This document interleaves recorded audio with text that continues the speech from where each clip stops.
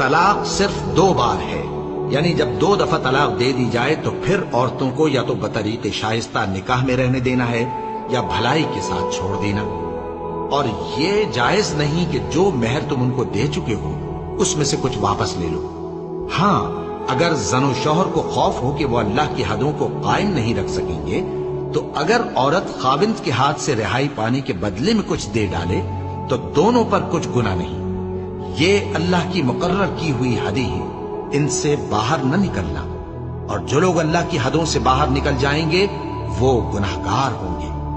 پھر اگر شوہر 2 طلاقوں کے بعد تیسری طلاق عورت کو دے دے تو اس کے بعد جب تک عورت کسی دوسرے شخص سے نکاح نہ کر لے اس پہلے شوہر پر حلال نہ ہوگی۔ ہاں